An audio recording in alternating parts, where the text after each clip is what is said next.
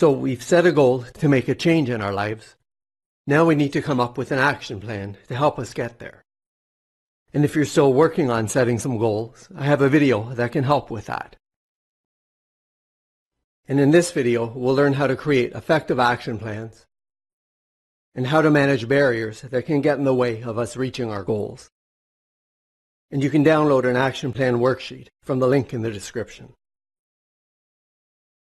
Now, an action plan is a series of steps that helps us achieve our goals. And each step is sort of a mini goal along the way. And like goals, the steps in our action plans need to be specific and time-bound. We say exactly what we're going to do and when we're going to do it. And measurable, at least to some extent, so we can tell whether or not we've completed that step. And the steps need to be relevant to reaching our goals. And they need to be attainable. And the more attainable, the better. We want our steps to be small and manageable and as easy to attain as possible. If we make some steps so trivial that we can do a few of them at once, that's fine. But we want to avoid making any steps so big that we get stuck on one of them and stop making progress. And related to attainable, in acceptance and commitment therapy, the R in SMART stands for realistic, and that's really the key. Our overall plans and each step of the plan needs to be realistic, something we have the capacity to do and the willingness to do. So let's say our goal is to get a new job. For some people, this doesn't require much of an action plan. Look for jobs, apply for jobs, go to interviews. But for a lot of us, that simple plan isn't going to work because we're going to get stuck on at least one of these steps. Because the steps may seem relatively small, but they're often much bigger than they look. Maybe we're getting stuck at the apply for jobs part because we haven't updated our resumes in a while. And so we need to add that step. But when we go to update our resumes, we get stuck because maybe there's a gap in our resumes we don't know how to address. So whenever we try to update it, we don't know what to do. And so we need to add a step, figure out what to do about the gap in our resumes. And that might be more than just one step. And so maybe we need to actually set a goal of updating our resumes and come up with a plan to help us do that. And then that goal acts as one of the steps in our overall goal of finding a new job. So anytime we find ourselves getting stuck on one of our steps, the first thing to do is ask ourselves, is there any way I can break this step down into smaller steps? And we make them as small as possible. The smaller, the better. No step is too small or too simple if it's going to help us get unstuck. And then at least we're making some progress towards our goals. And often once we get unstuck and take a small step or two, we're then able to keep going. Now once we do start progressing towards our goals, we're often going to run into barriers that make it hard to continue. And sometimes we can anticipate the sorts of barriers we're likely to face in advance and build steps into our plans to help us overcome these barriers if they do arise. So if we're trying to reduce our drinking or drug use, we can probably anticipate that there'll be times when we're going to be tempted to drink or use drugs, so we build that into the plan. Maybe something like, if we get a craving to have a drink or use drugs, we go to the gym instead. Or we meet up with a friend for coffee. Or if we're in a 12-step program, the plan is probably attend a meeting or reach out to our sponsors. Or for example, if our goal is to lose weight or reduce our drinking or drug use, a common barrier is that when we're depressed or stressed or having a bad day, we may tend to eat or drink or use drugs to help us cope. And so if that's the case, We need to account for this in our plans and have a strategy in place to help us overcome this barrier and develop alternative ways to manage stress and regulate our emotions. Or we're going to keep resorting to eating or drinking or using drugs as a way of coping, which is going to make it really hard for us to reach our goals.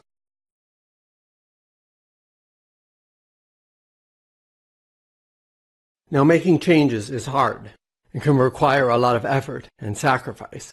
And so we often try to start off with plans that offer the least resistance. Something like, when I go to the bar with my friends to watch the game, I'll just take enough cash for one drink and won't bring my debit or credit cards, so I won't be able to drink any more than that. Now that's probably not going to work. If we decide we want to keep drinking, one of our friends will buy us drinks. And even if we don't want to keep drinking, there's a good chance someone will try to buy us a drink anyway.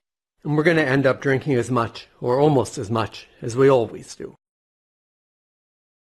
But it makes sense that we try to start off with a plan that offers as little disruption to our lives as possible, rather than a plan like, I want to reduce my drinking, so if my friends invite me to go to the bar and watch the game with them, I'm not going to go. Because if that's something we really like to do, we're going to try to come up with a plan that allows us to keep doing it. And that's fine. Most of the time we try to make changes, our initial plans aren't successful. So if the plan doesn't work, instead of getting discouraged and giving up, we need to regard our plans as just hypotheses. We tested out the hypothesis that we could go to the bar with our friends without drinking a lot, and it didn't work out. So now we need to come up with a new hypothesis or plan that takes what we've just learned into consideration. So maybe this time we include something about avoiding triggers for drinking. And now this makes it more likely our next plan will be successful.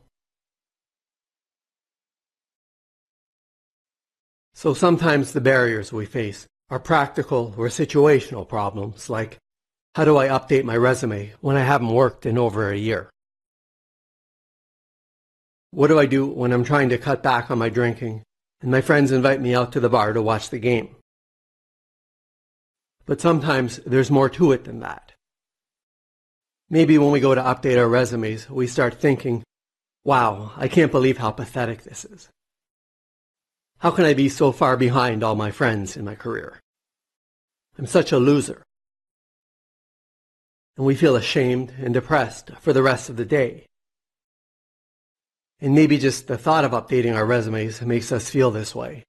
And so we try to avoid even thinking about looking for a new job because of all the unpleasant thoughts and uncomfortable feelings that go along with it.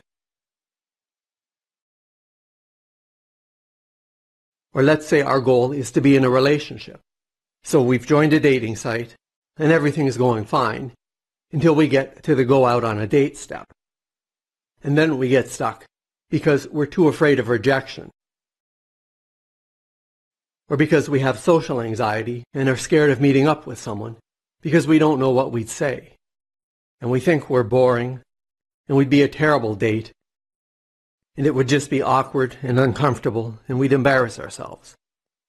And we become so anxious just thinking about it, we get a feeling of tightness in our chests.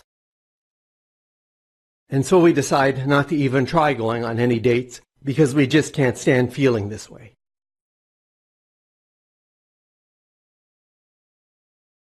So what can we do when uncomfortable thoughts, memories, or worries, or unpleasant feelings and emotions and body sensations are the barriers that are getting in our ways and preventing us from moving on to the next steps? Well, we can use cognitive behavioral therapy to help manage these sorts of barriers and modify our thinking and behaviors to reduce negative emotions enough that we're able to carry on with our plans. Or we can go the acceptance and commitment therapy route. Acceptance and commitment therapy incorporates the concept of willingness into action plans. Often we get stuck because we're trying to avoid having certain negative, unpleasant, or uncomfortable experiences. So when coming up with our plans, we need to consider what uncomfortable or unpleasant thoughts and memories, feelings and emotions, and body sensations and urges we're willing to make room for and accept in order to allow us to reach our goals.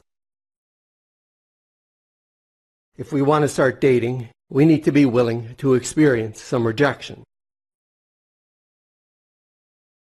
If our goal is to lose weight, we're going to need to be willing to experience some hunger and pass up on some higher calorie foods or meals, or cut out snacking, for example, and be willing to experience cravings and urges to eat without acting on them. And similarly, if our goal is to reduce drinking or drug use, we need to be willing to experience cravings or urges to drink or use drugs without acting on them. And we might need to be willing to give up some social activities that are associated with drinking or drug use. And if we don't have the willingness to experience these things or make these sacrifices, then we're probably not going to be able to do what it takes in order for us to reach our goals. Now, change and growth usually involve some discomfort, some stepping outside of our comfort zones.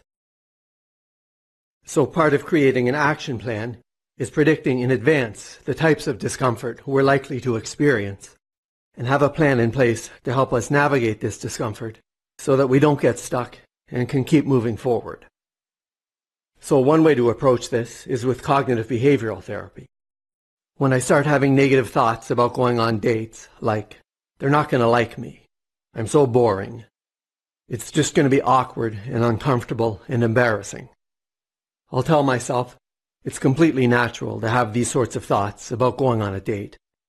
And most people feel this way to some extent. And it probably won't be as bad as I'm worrying it will be. But even if it is, it's not going to last that long. It'll be uncomfortable for a while, and then it'll be over, and I'll be okay. Values play an important role in acceptance and commitment therapy. And values refer to things like the importance we place on family, or our careers, or health, or on being in a relationship. Now, making any significant changes in our lives is difficult and takes a lot of commitment. And the more our goals reflect our values and what's most important to us, the more of a commitment we're willing to make in order to attain them. Which means not only do we work harder to achieve them, but we're more willing to have certain uncomfortable or unpleasant experiences, if that's what it's going to take in order for us to reach these goals.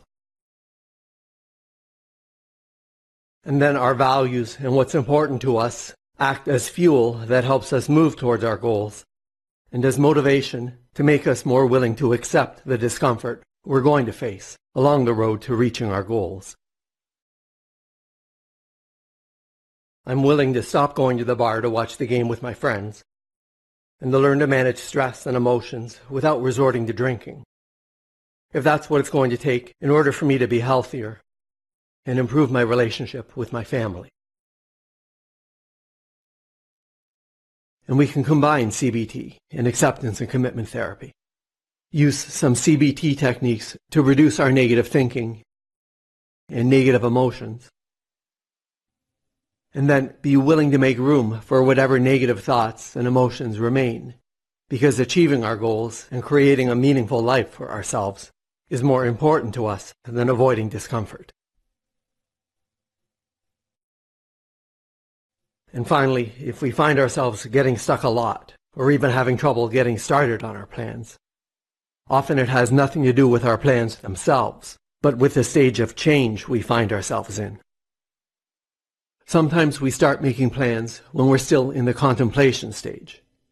And if you don't know what this refers to, check out my video on the stages of change. But in the contemplation stage, we're still trying to decide whether or not we're ready to make a change. Do we really want to leave our current jobs and start looking for something new? Or are we just contemplating it? Are we really ready to cut back on our drinking, or just thinking about it? If we try to embark on a plan when we're still in the contemplation stage, we're unlikely to get very far. And instead, we need to focus our efforts on progressing to the next stage of change, preparation. before we start thinking about a plan. And to check out my other videos related to plans and goals, as well as to download an action plan worksheet, please check out the links in the description. And please help me out by liking this video and subscribing to my channel. And if you'd like to support my channel and help me make more videos like this, I really appreciate it. And please check out the donation links in the description.